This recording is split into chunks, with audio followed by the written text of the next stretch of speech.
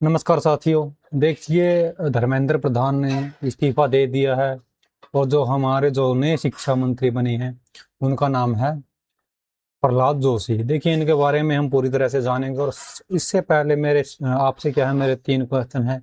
मैं पीछे जो इस वीडियो के जो लास्ट में इन 3 क्वेश्चन को क्या है डिस्कस भी करेंगे। देखिए, पहला जो क्वेश्चन है वो है धरना, यानी कि जो प्रोटेस्ट है वो किस अनुच्छेद यानी कि आर्टिकल के तहत किया जाता है। ठीक है। और जो दूसरा जो क्वेश्चन है वो है इस्तीफा यानी कि रिजाइन है, वो किस अनुच्छेद के तहत दिया जाता है।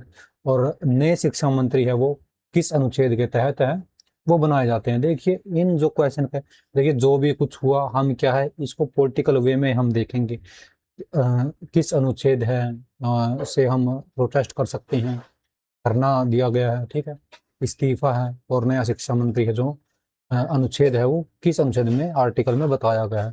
देखिए, हम क्या है इस पूरी कहानी को समझेंगे, लेकिन उससे पहले समझेंगे हमारे जो नए शिक्षा मंत्री हैं उनकी बायोग्राफी के बारे में। बायो डिटेल है, वो कौन है, किस प्रकार के व्यक्ति है, कहाँ से है।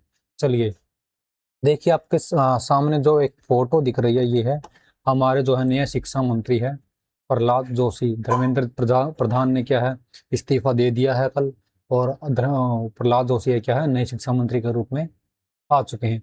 इनका जो जन्म है वो 27 नवंबर 1962 को हुआ था। ठीक है। और जो जन्म स्थान है ये कहाँ से है, विजयपुर यानी कि बीजापुर कर्नाटक से है।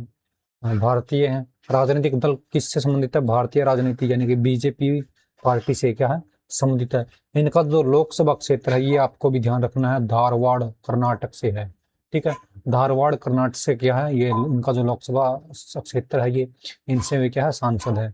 इनकी जो शिक्षा है वो बीए बैचलर ऑफ आर्ट के एस आर्ट ऑफ कॉलेज से। ठीक है। हबली कर्नाटक यूनिवर्सिटी धारवाड़ से। ठीक है।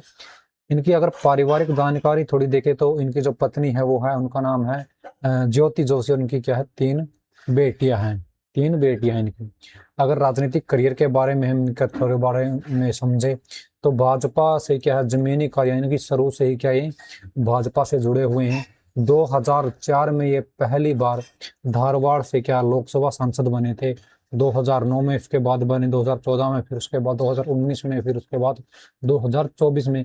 यानी कि लगातार क्या है ये 5 बार लोकसभा सांसद चुने गए हैं। देखिए, 5 बार 2004 से इनकी शुरुआत होती है, 2024 तक क्या है ये लोकसभा सांसद के रूप में लगातार 5 बार सांसद चुने गए थे।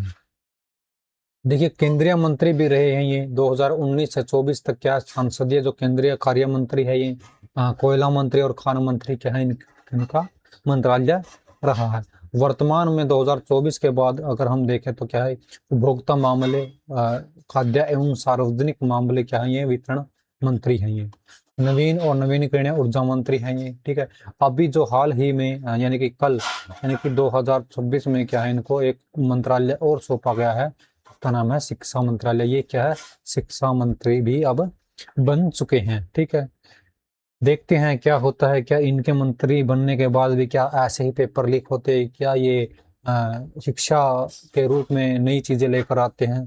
ये तो बाद की बात है, देखते हैं ये क्या करते हैं। अब देखिए, हमारे जो मैंने जो 3 क्वेश्चन है वो डिस्कस किए।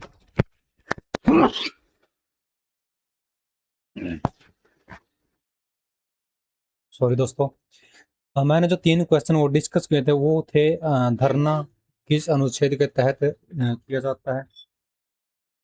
धरना देने के अधिकार है जो मुख्य रूप से क्या भारतीय संविधान के अनुच्छेद 19 ए में है।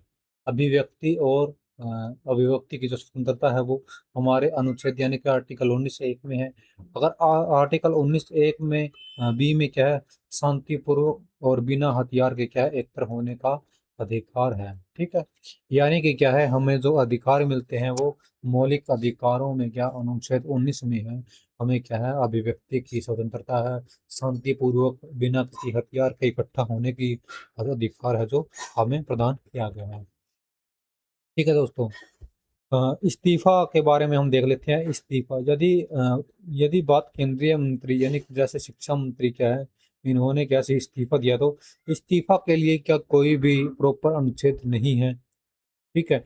लेकिन आर्टिकल 75(2) के अनुसार क्या है मंत्री है जो राष्ट्रपति के प्रसाद अपने यानी कि जब तक राष्ट्रपति चाहे तब तक क्या है वो मंत्री है वो अपने पद पर रह सकते हैं। अगर राष्ट्रपति कहे कि अब इसको क्या इस्तीफा देना पड़ेगा तो इस्तीफा देना पड़ता है। तो क्या होता है कि व्यवहार में जो मंत्री है अपना जो इस्तीफा राष्ट्रपति को प्रधानमंत्री के माध्यम से क्या है सौंपते हैं। ठीक है, यानी कि आर्टिकल 75 के 2 में इस्तीफा का हम जो कॉन्सेप्ट है वो मान सकते हैं। नए शिक्षा मंत्री है जो किस अनुच्छेद में बनाए जाते हैं, देखिए आर्टिकल 75 में, 75(1) में, 75(2) में क्या है इस्तीफा का हमने देख लिया। ठीक है, इस्तीफा प्रॉपर तो नहीं है लेकिन इस्तीफे के बारे में बताया गया है। ठीक है, अनुच्छेद 75(1) में क्या है कहते क्या है, जो प्रधानमंत्री की सलाह पर क्या है मंत्री की नियुक्ति होती है, ये हम पढ़ चुके हैं पहले भी। इसलिए क्या है नया जो केंद्रीय शिक्षा मंत्री भी क्या है अनुच्छेद 75(1) के तहत ही क्या है नियुक्त किया जाएगा। ठीक है, नियुक्त किया जाता है। ठीक है दोस्तों, तो ये थी कुछ डिटेल्स नए शिक्षा मंत्री के बारे में। जो हमारे नए शिक्षा मंत्री हैं प्रहलाद वैकेंट्स जोशी है, जो इनका पूरा नाम है, इनके बारे में हमने थोड़ा सा जाना है और जानना जरूरी भी है। क्या पता इनसे क्यों क्या पता है कोई क्वेश्चन है वो आगे के एग्जाम में बन सकता है। तो इस वीडियो में इतना ही, मिलेंगे किसी अगली वीडियो में। जय हिंद, जय भारत।